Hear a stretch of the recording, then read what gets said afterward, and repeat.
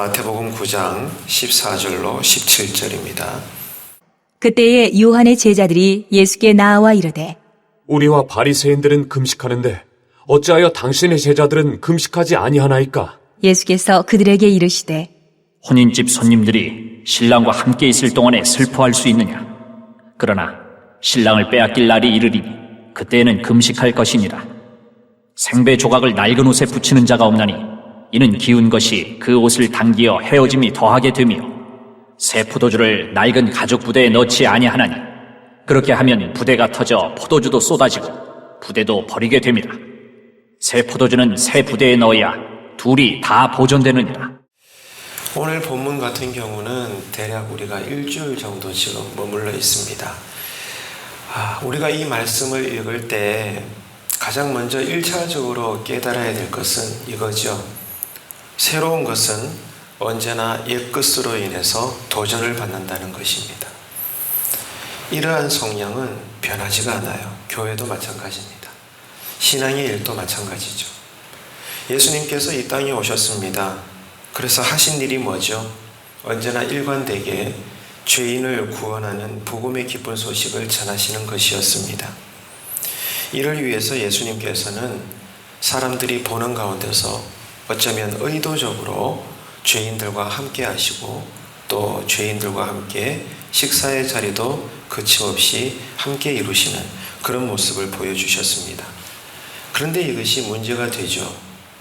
예수님께서는 하나님 나라의 이 가장 아름다운 모습을 보여주고 계시지만 그러나 당시에 예수님을 둘러싸고 있었던 종교 지도자들과 또 예수님의 행하시는 그 새로운 일들을 깨닫지 못하는 유대 백성들은 이런 모습들이 상당히 불편했던 것입니다. 아주 파격적인 일이었기 때문에 그렇죠. 물론 예수님께서도 이러한 것들을 모를 리가 없으셨습니다. 하지만 예수님은 복음이 가져다주는 하나님의 나라가 임하면 우리에게 전해주시는 기쁘고 복된 그 내용을 강조하기 위해서 의도적으로라도 그 당시에 모든 유대인들이 율법의 이름으로 터부시하고 기피했던 다양한 종류의 죄인들과 기쁘게 함께 하시면서 가장 하이라이트는 그들과 함께 식사를 나누었다는 겁니다. 저번에도 말씀을 드린 것처럼 유대인들의 이 사상과 의식 속에 어떤 거든지 간에 식사를 함께 한다는 것은 그 무엇보다도 나와 너, 우리는 하나다. 하나를 강조하는 아주 중요한 상징적인 행위입니다. 그런 의미에서 종교 지도자들이 보고 있고 또한 유대 백성들이 보고 있는 가운데 저들이 인정하지 않고 저들이 부정하는 사람 같지 않은 사람들, 각종 창녀들과 세리들과 다양한 죄인들과 예수님이 함께 하시고 식사하시는 모습이 그들 눈에는 받아들일 수가 없는 거예요. 너무나 파격적인 일이었기 때문에 그렇습니다. 복음은 어떤 것입니까? 마치 혼인잔치와 같은 기쁜 소식입니다. 여러분 가정과 가문에 결혼식이 있다고 생각해 보십시오. 많이 있어 왔잖아요. 그날만큼은 얼마나 즐겁고 기쁩니까? 하나님의 나라가 그와 같다는 거예요. 어떤 사람에게도 차별 없이 하나님 나라 안에 들어가게 되면 예수를 중심으로 예수님 때문에 그 기쁜 소식이 너무 즐거워가지고 마치 혼인잔치와 같은 것입니다. 그래서 이 복음의 진리를 아는 성도의 신앙생활은 인생의 고난 중에서도 영적인 기쁨이 드러나는 삶이에요. 가정의 문제가 왜 없겠습니까? 일터의 피곤함이 왜 없겠어요? 그럼에도 불구하고 세상 사람들과 다른 신자의 모습은 진리를 아는 복음이 가져다주는 하나님의 나라로 인하여 여전히 내 속에서부터 올라오는 하늘에서만 내려오는 주님으로부터 공급되는 이 신령한 내적 기쁨이 흐른다는 겁니다. 그래서 신자는 불신자보다 더 못한 상황 속에 있을지라도 여전히 우리의 입술은 종교적인 습관이 아니라 진정한 고백으로서 주님 나는 여전히 기쁩니다. 감사합니다. 여전히 주님은 나와 함께 하시고 나에게 주님은 완전하시며 선하신 분입니다. 이 신앙 고백으로 오늘을 달려가는 거죠. 물론 현실은 고달픕니다. 다 똑같습니다. 하지만 눈을 크게 뜨고 보십시오. 이러한 불공평한 현실, 이 땅의 시간들보다 더 크고 넓어서 이 현실을 다 듣고도 남음이 있는 영생의 진리가 있지 않습니까? 이 진리를 생각한다면 신자들은 그 중심에서 나오는 기쁨이 있어요. 특별히 빌립보서를 읽어봐도 우리가 그렇듯이 주님으로 인한 기쁨, 이 천국의 내적인 진정한 우리가 장차 들어가게 될 본향의 그 기쁨, 이 기쁨을 우리가 오늘 또 부여잡고 한 많고 눈물 쏟아지는 오늘 이 하루의 현실도 우리는 묵묵히 이겨내면서 인내하며 여전히 하나님의 은혜를 바라보면서 지나가는 것입니다. 그렇기 때문에 교회는, 이 교회가 교회답고 살아있다면 오늘도 교회가 하는 일들은 똑같아요. 교회의 울타리를 넘어서서 교회 밖의 사람들과 함께 그 기쁨을 나누는 것입니다.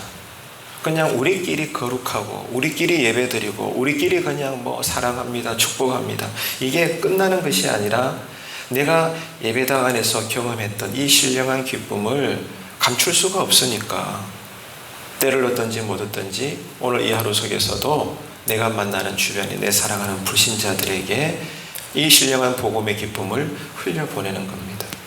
이게 전도일 수도 있고 선교일 수도 있겠죠.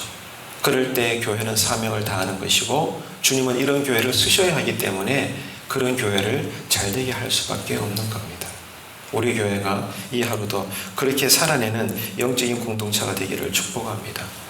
처음에 말씀을 드린 것처럼 새로운 것은 언제나 도전을 받습니다. 이 사실을 알아야 돼요. 그래서 일주일 동안 우리가 머물러 있는 이 본문의 사건은 새로운 일은 평탄한 상황 가운데 이루어지는 것이 아니라 거친 도전 속에서 이루어진다는 것을 잘 보여주고 있습니다. 이것은 우리 개인의 또 교회로서의 신앙의 일도 마찬가지입니다. 주님 안에서 새로운 삶은 언제나 일어나야 되죠. 부흥도 그렇습니다. 부흥이 뭐죠? 교회의 성장과 발전이 뭐죠? 여러분이 그렇게 기도하시는 여러분 삶에 반드시 이루어져야 될, 하나님께서 은혜 주셔야 될 만한 그 일들이라는 게 뭐죠? 새로운 일들이거든요. 새로운 일들이에요. 이것을 우리가 원한단 말입니다. 그런데 오늘 본문에서도 드러나고 있지만 주님 안에서 반드시 우리가 기대하는 그 새로운 삶이라는 것은 어떤 세상적인 관점이나 방법이 아니라 오히려 세상의 거친 반대 속에서 이루어질 때가 많다라는 거예요. 좀 더 현실적으로 이야기하자면 우리 교회가 부흥되기를 원합니다. 그래서 새로운 일들을 도모하려고 할 때 반대에 부딪히죠. 근데 그 반대가 어디서 나오느냐? 우리 안에서 나온다는 거예요. 기가 막히죠. 우리는 부흥을 원한다고 말합니다. 교회가 성장되기를 원하고 발전되기를 학수고대해요. 근데 어디나 반대는 있는데 그 반대가 어디서 나오느냐? 부흥을 원하고 성장과 발전을 말하는 우리 안에서 반대가 나온다는 거예요. 이거는 교회의 생리이며 앞으로도 변하지 않습니다. 여러분, 그렇기 때문에 이런 영적인 원리를 받아들이는 성도가 어떤 고난이 와도 끝까지 신앙을 지켜낼 수 있다. 오늘 이 본문은 우리에게 이것을 가르쳐 줍니다.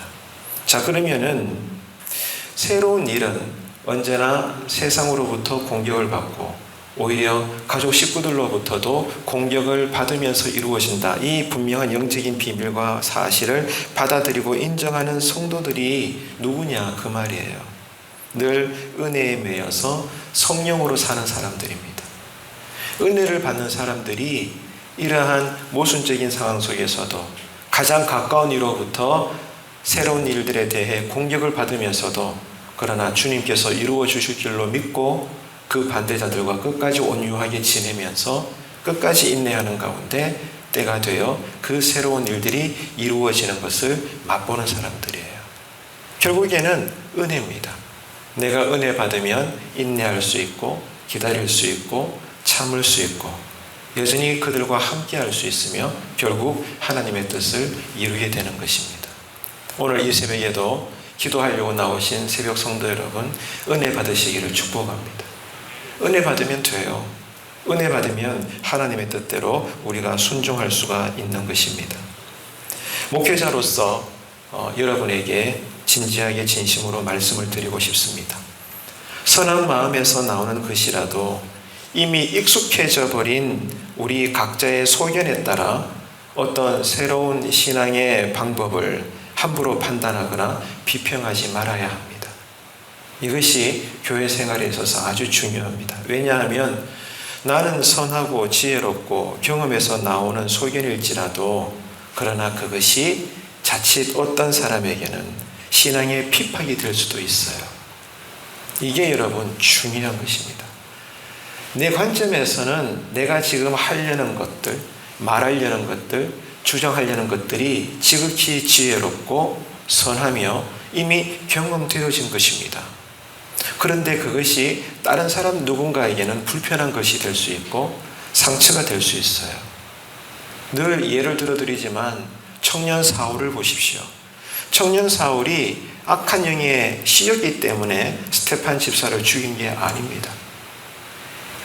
철저하게 유대 정통주의자로서 성전을 사랑했고 율법을 지키려고 했고 구약의 성부 하나님을 누구보다도 의지하고 사랑했던 자입니다. 진짜 신앙인이었습니다. 그런데 왜 그가 스테판 집사를 죽이고 또 더 나아가 그 시대 무명의 그리스도인들을 박해하려고 했습니까? 예수를 몰랐기 때문에 그래요. 복음이 주는 은혜의 세계를 몰랐기 때문에 그래요. 성령에 무지했기 때문에 그렇습니다. 교회도 마찬가지예요. 우리 교회도 똑같이 성실하게 일을 하려고 하지만 누군가는 여전히 은혜의 원리를 몰라요. 성령에 매이는 것을 경험한 바가 없어요. 그러니까 어떻게 일하려고 합니까? 그냥 지금까지 종교적인 습관에 의해서 말은 교회에 나왔지만 회사에서 경험해봤던 세상적인 지혜, 세상적인 방법, 그러한 조직체의 원리를 가지고 와서 여전히 교회에서도 재직회나 이런저런 성도들과의 관계 속에 말을 툭툭 하는 거예요. 이게 교회를 무너뜨리는 것입니다. 교회는 병원과 같지가 않습니다. 회사와 같지가 않습니다. 학교 경영과 다른 곳입니다. 교회는 영적인 공동체입니다. 어제도 말씀을 드린 것처럼 은혜가 흘러야 돼요. 은혜를 알아야 됩니다. 은혜를 맛봐야 돼요. 은혜를 경험한 자가 교회의 일을 감당할 수 있고 하나님은 그런 자를 통해 교회를 세워나가는 것입니다. 다시 말씀드리지만 오늘 이 새벽에도 은혜 받는 기도의 자리가 되시기를 축복합니다. 여러분 그렇기 때문에 나는 선하고 지혜롭고 경험에서 나오는 소견들을 말하지만 이것이 교회를 힘들게 할 수 있다. 이것은 교회의 역사가 오래되었거나 또 교회의 전통이 깊은 공동체일수록 쉽게 일어날 수 있는 일들입니다. 그렇기 때문에 뜬금없는 개혁은 삼가해야 되지만 기도 가운데 지도자와 당회가 질서와 절차를 따라서 적당한 템포로 어떤 새로운 일들을 추구하려고 할 때 성도님들은 어떻게 해야 될까요? 성령님의 인도하심을 믿고 한 마음으로 서로 협력하려는 그런 교회를 이루어야 됩니다. 그렇게 될 때 교회는 행복하고 모두가 즐거우며 주님 보시기에 성숙한 교회가 되는 것입니다. 그런 우리 교회가 될 수 있도록 여러분 늘 우리 각자가 또 함께 은혜를 받으셔서 가랑비에 옷이 젖듯이 하나님 보시기에 교회가 계속 성숙해 나가는 그러한 신령한 믿음의 공동체가 되기를 바랍니다. 여러분 그러면 교회가 어떻게 될까요? 하나님의 은혜로 잘 될 수밖에 없는 것입니다. 말씀을 맺겠습니다. 일주일 동안 우리가 이 말씀에 머물러 있었는데 많은 교훈들을 다루었지만 오늘 이 새벽에는 가장 기본적인 것, 1차적인 것을 다시 복습을 했습니다. 무엇입니까? 가정에서나 교회에서나 뭐든지 새로운 일들은 날마다 일어나야 됩니다. 여러분, 흐르지 않는 강물은 썩을 수밖에 없어요. 구르지 않는 돌멩이에는 이끼가 낄 수밖에 없습니다. 날마다 굴러가야 되고 물은 흘러내려가야 돼요. 그죠? 들어온 곳이 있으면 나간 것이 있어야 되는 거예요. 개혁은 어디에서나 일어나야 됩니다. 그러나 언제나 겪어봤듯이 새로운 일은 항상 옛 것으로부터 도전을 받아요. 교회로 이야기하자면 전통 귀중한 것입니다. 아주 소중한 것입니다. 우리의 산 정인들이며 또 경험들인 것입니다. 그러나 이 전통조차도 본질은 아니죠. 전통은 존중하되 그러나 주님 안에서 성경의 원리에 따라 필요할 때마다 적당한 템포로 날마다 새로움은 추구되어져야 됩니다. 이것이 교회 지도자가 할 일이며 모든 회중들은 하나님의 섭리를 믿고 함께 한 마음으로 동력하는 것입니다. 그렇게 될 때 우리 교회가 잘됨으로 교회에 지체된 우리 각자의 삶들도 더불어 형통하게 될 줄로 믿습니다. 이 은혜가 기도하는 가운데 이 하루 속에 우리에게 충만히 임하게 되기를 주님의 이름으로 축원합니다. 기도하시겠습니다. 하나님 아버지, 어두운 죄의 터널 속에 있는 우리들에게 복음의 기쁜 잔치를 허락해 주시니 참 감사합니다. 늘 축제와 같이 기쁨이 가득한 신앙으로 살게 하여 주옵소서. 신앙 공동체 생활 속에서 새로움은 항상 옛것으로부터 도전을 받는다는 것과 새로움의 열매는 그런 도전과 어려움을 통해서 맺힌다는 것을 기억을 하고 신앙으로 인한 고난과 반대와 비판 속에서도 서로 각자가 성숙한 질서와 합당한 절차로 따뜻한 인내함과 온유함 속에서 늘 아름다운 성령의 열매를 맺어나가는 멋진 우리 교회 다 되게 하여 주옵소서. 감사드리며 예수님의 이름으로 기도드립니다. 아멘.